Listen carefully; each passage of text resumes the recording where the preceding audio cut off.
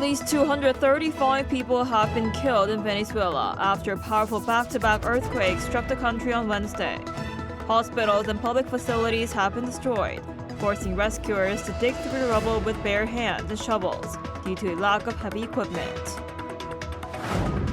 A UN agency has suspended an evacuation of thousands of stranded sailors in the Strait of Hormuz after a Singapore flagged ship was attacked.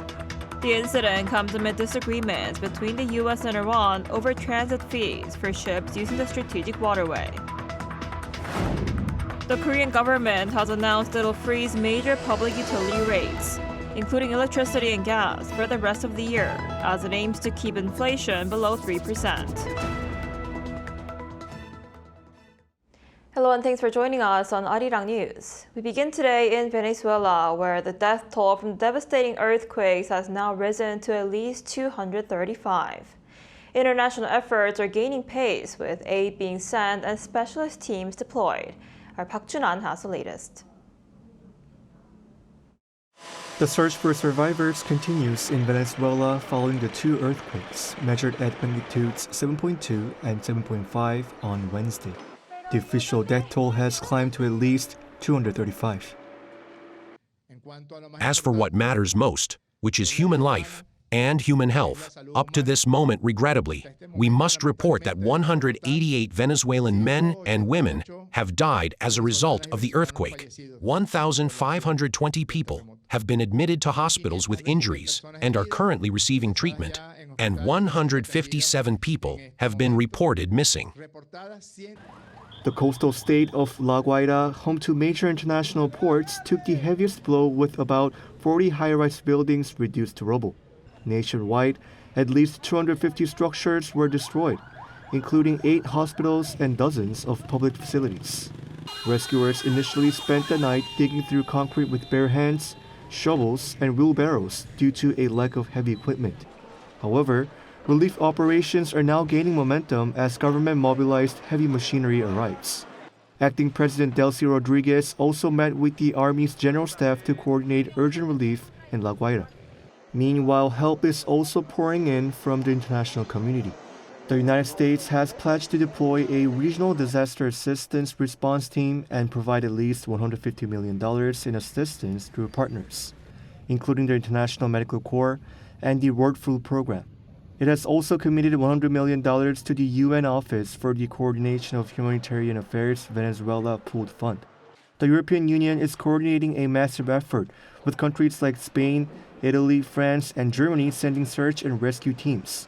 Neighboring Colombia is dispatching a 64-member delegation with a specialized search dog team, while Mexico and the World Health Organization are sending medical support. As aftershocks continue, thousands of displaced residents remain on the streets, unable to return home. Park Jun-an, Arirang News. Over in the Middle East, the United Nations has suspended an evacuation of thousands of stranded sailors in the Strait of Hormuz after a cargo ship was attacked, raising fresh concerns about security in the vital shipping corridor. The incident comes despite a recent U.S.-Iran agreement aimed at protecting commercial traffic, as tensions continue over Tehran's control of navigation through the strategic waterway. Our Lee Seung-jae has more. The United Nations International Maritime Organization has suspended plans to evacuate more than 11,000 sailors stranded in the Strait of Hormuz after a cargo ship was attacked, raising new concerns about security in one of the world's busiest shipping lanes. IMO Secretary General Arsenio Dominguez said several vessels had already been evacuated, but the operation has now been put on hold until authorities can ensure adequate safety guarantees for cruise and commercial ships. The latest incident occurred on Thursday when the UK Maritime Trade Operations Agency reported that a cargo ship was struck by an unknown projectile about 7.5 nautical miles southeast of Oman's port of Dahit. A U.S. official confirmed the attack and told CBS News that Iran's Islamic Revolutionary Guard Corps was behind it. No injuries were reported, and maritime security firm Vanguard said the Singapore-flagged Ever Lovely was able to continue through the Strait of Hormuz. The incident comes just days after the United States and Iran reached a 14-point agreement aimed at ending hostilities. As part of the deal, Iran agreed to make its best efforts to ensure the safe passage of commercial vessels through the Strait of Hormuz for the next 60 days. However, disagreements remain. Tehran says it plans to charge what it calls maritime service fees for ships using the waterway, while the United States argues that no country has the authority to impose charges on an international shipping route. Iran has also warned that all vessels must travel only through routes designated by Tehran. Authorities said ships using unauthorized routes would not be guaranteed safe passage or insurance coverage, and any resulting damage would be the responsibility of the ship's owner and operator. The Islamic Revolutionary Guard Corps echoed that warning, saying safe navigation is only possible through approved routes. The Strait of Hormuz is one of the world's most vital maritime choke points, with roughly 1/5 of global oil supplies passing through it under normal conditions. 이승재, Arirang News. During a recent interview with Arirang News, the head of the UN nuclear watchdog called for the need to set the details regarding the inspections of Iran's nuclear facilities, while voicing concerns over North Korea's continued nuclear activities. Our Kim Bo-kyung tells us more. The head of the International Atomic Energy Agency, Rafael Grossi, called the MOU between the U.S. and Iran relatively succinct, but said the talks are still needed on the details of how the nuclear activities will be supervised, monitored, and verified by the IAEA. This during his interview with Arirang News on Thursday. This means that we have an agreement on the principle, which is very important, but we now have to go into the technical discussions to determine where and when we start with the actual inspection. There is no imminent activity starting there yet, but as there is commitment between the two leaders, Grossi said the IAEA will definitely do its role by being present throughout the process of inspections. When it comes to North Korea's nuclear activities, Grossi said the regime is showing a concerning trend, as Pyongyang unfortunately does not seem to stop these activities despite the numerous UN Security Council resolutions. The IAEA was expelled in 2009 from North Korea, but has been reporting on its nuclear activities in great detail. Through photos of Kim Jong-un inspecting a newly commissioned nuclear material production plant, the IAEA was able to confirm that there is a new uranium enrichment facility at the Yongbyon nuclear complex.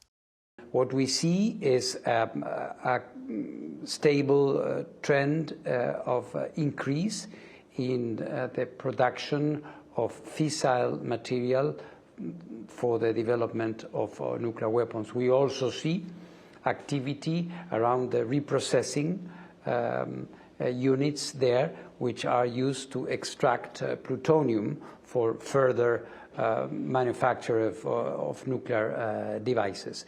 He underlined how the agency will continue to keep an eye on the regime's nuclear development. Meanwhile, as one of the candidates for the next UN Secretary General, Grossi pledged to play a more active role visiting areas where further assessment is needed, as demonstrated by his trip to waters off the coast of Fukushima in Japan. Kim Bo-kyung, Arirang News. The Korean government has laid out a comprehensive plan to keep consumer inflation below 3% in the second half of this year. During an emergency economic meeting this morning, the government announced it'll freeze major public utility rates, including electricity and gas, for the rest of the year. The government will also lower the price ceiling for petroleum products. The details of this will be announced at 7 p.m. today. To help shield consumers from the impact of inflation, it will also spend 1 trillion Korean won, or around $646 million to fund discount events for groceries, including agricultural and marine products.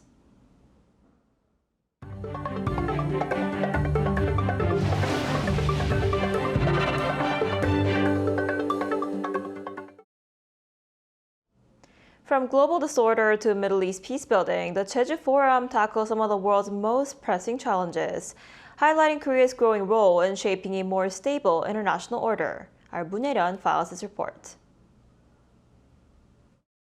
As conflicts reshape the international landscape, this year's Jeju Forum has turned its focus to one question: how can peace be sustained in an increasingly fragmented world? That question framed two of the forum's central discussions, one examining the future of the international order, the other exploring prospects for Middle East peace in the wake of conflict. In a session bringing together former foreign ministers from across the Asia-Pacific, speakers debated whether the world is entering a fundamentally new era of disorder, with many warning against treating instability as inevitable. Former Australian Foreign Minister Gareth Evans argued that smaller, flexible coalitions of mid-sized nations still have the power to push back.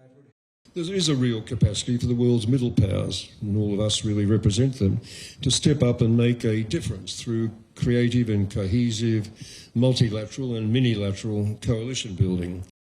That debate carried particular resonance on the Korean Peninsula.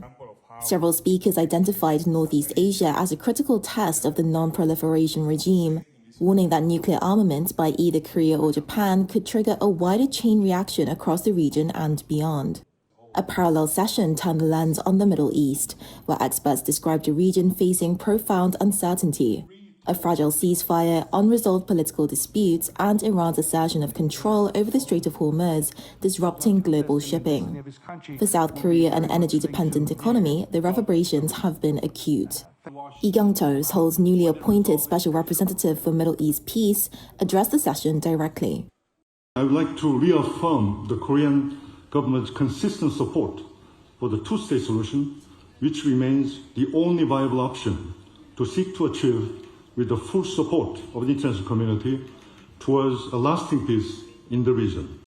He also highlighted the SHINE initiative, unveiled during a presidential visit to Egypt last November, as Korea's broader vision for engagement with the region. Together, the two sessions reflected the central challenge confronting governments worldwide, sustaining cooperation in an era of growing division, and the role middle powers like South Korea may play in meeting it. Moon Hae-ryun, Arirang News, Jeju. The 2026 Seoul International Book Fair kicked off on Wednesday. Under this year's unique theme, Homo Duduri, or the questioning human, the event is breaking attendance records driven by a powerful text tip trend among young readers. Our culture correspondent Jung Il-im was there. Long lines stretch across the COEX on Wednesday morning as visitors waited to enter the Seoul International Book Fair. Even before the doors opened, excitement had already been building online, with early bird tickets selling out and some ticket packages drawing heavy demand. I thought there wouldn't be that many people since it's the first day and a weekday, but I came for the open run at 8 a.m. and there were about 70 people in front of me. I'm here for author Choi Eun-young's signing event. This is her book, and the special edition cover is only available here. This year's theme is Homo Duduri, or the questioning human, reflecting on what reading means in the age of artificial intelligence. Beyond traditional publisher booths, the fair features interactive programs, special merchandise, author events, and exhibitions designed to turn reading into a more immersive experience. This reflects the growing text tip trend where the younger generation invest in reading, collecting books, and sharing literary tastes, and that is considered trendy and unique. I was surprised to see that there are more people who like books than I expected. I came just to look around and enjoy the vibe. I like reading because it gives me time to fully focus without getting distracted by anything else. This is the booth of Minumsa, one of Korea's best-known publishers, famous for its world literature collection. And as you can see behind me, the line just to buy a book just keeps going, proving the so-called text tip trend. Recently, many people seem to be looking for novels. In everyday life, people don't really have many chances to think about books. But through events like this, they can rediscover the joy of reading. I hope people continue visiting bookstores even after the book fair ends. Artificial intelligence offers answers faster than ever, and this year's book fair asks a different question: what it means to think, imagine, and ask questions as humans. And judging by the crowds, many readers are still eager to find those answers between the pages. Jung Il-im, Arirang News. Young musicians are giving Korean traditional 국악 music a modern twist while preserving its roots. That was shown during the annual 21st Century Korean Music Project, with 10 teams of 국악 musicians competing on Thursday. Our Park Gun reports. Violin sounds alongside traditional Korean instruments like the kayagum and ajeng. Modern electronic beats layered over centuries-old Korean melodies. They're just some of the ways a new generation of musicians is reinventing 국악, a traditional Korean performing art made up of music, song, dance, and ceremonial movements. A total of 10 teams competed in Thursday evening's final of the 2026 edition of the annual 21st Century Korean Music Project, organized by the Culture Ministry. Participants say their goal is to make 국악 more accessible to a wider audience. We're trying to make 국악 more approachable by weaving traditional folk melodies into easy-listening music. If we have the chance to perform on the global stage, we'd like listeners around the world to discover Korean folk music in a fun and accessible way. Every finalist went home with an award and prize money, giving them resources to keep pushing the boundaries of 국악. To mark the competition's 20th anniversary, the top prize was upgraded from the Prime Minister's Award to the Presidential Award, carrying prize money of 50 million won, or roughly $9,700. And that went to Gaeoju Band, whose performance combined electric guitars and drums with 국악, while their outfits blended modern fashion with traditional hanbok. We're planning to use the prize money to broaden the sonic range of traditional Korean instruments. We'll also experiment with ways for instruments like the janggu to produce tones similar to Western percussion. Organizers say the competition, which has been run for 2 decades, will continue encouraging innovation while preserving the essence of 국악. What's important isn't simply preserving tradition, but reinterpreting it while staying true to 국악's musical language. Over the past 20 years, the project has empowered young artists to build their own musical identity. We'll continue creating opportunities for emerging musicians while making 국악 more accessible to the public. 20 years on, the project continues to nurture emerging 국악 talent and expand the global reach of Korean traditional music. And as a new generation takes center stage, expectations are already building on for what the next 20 years will bring. 박건우, Arirang News.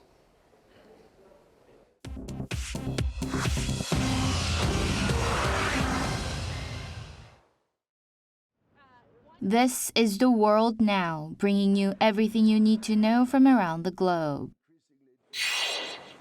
In the U.S., the Supreme Court has cleared the way for the Trump administration to strip deportation protections from hundreds of thousands of Haitian and Syrian immigrants. The court ruled 6-3 on Thursday that courts cannot review the administration's decisions to end temporary protected status, a designation that lets migrants from countries hit by war or disaster live and work in the United States. The ruling could affect all 1.3 immigrants currently holding the TPS status, including more than 350,000 Haitians and 6,100 Syrians.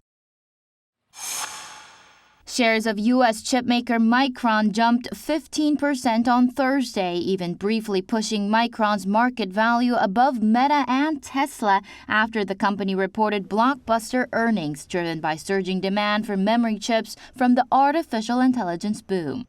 Quarterly revenue more than quadrupled from a year earlier to $41.46 billion, and the company forecast around $50 billion of revenue for the current quarter.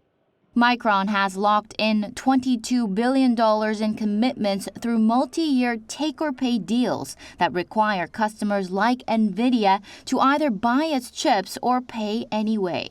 Micron argues that this model will smooth the memory industry's notorious boom-bust swings.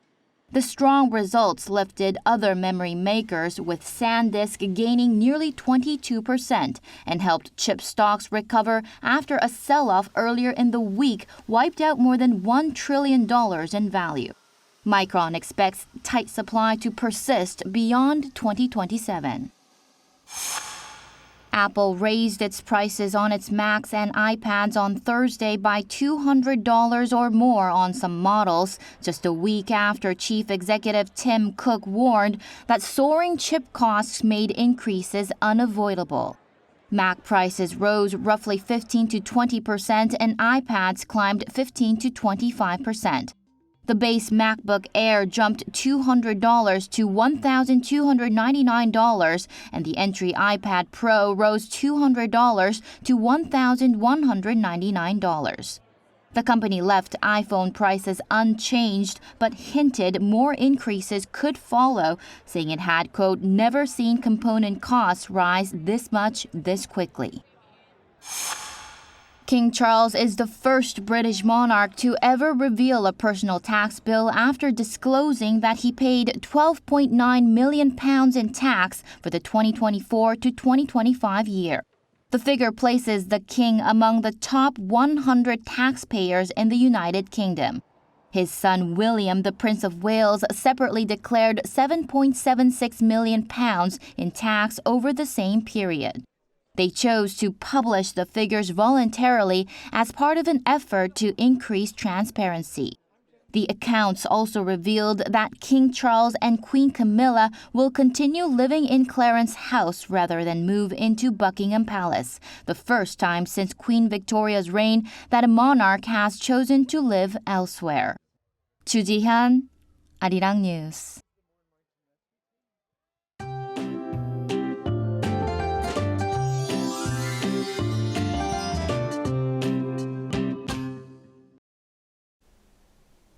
Temperatures got off to a cool start, but summer warmth will make a comeback this afternoon. Cool easterly winds flowing in from the East Sea will keep the East Coast breezy, with 5 to 20 millimeters of sudden rain expected. However, temperatures across western regions will hover around 30 degrees Celsius. Seoul and Daejeon will get up to 29 degrees, Gwangju at 30, but 26 degrees in Gyeongju. So while this morning felt refreshingly cool, summer warmth will quickly take over as we head into the weekend, with an expected high of 32 degrees Celsius here in the capital. And looking ahead, the next chance for more widespread rain arrives next week in southern coast and Jeju, and morning temperatures will get much warmer as we head into July. That's all we have for today's noon edition of Arirang News. Thank you for watching. We'll be back at 5 p.m. Korea time. Stay tuned.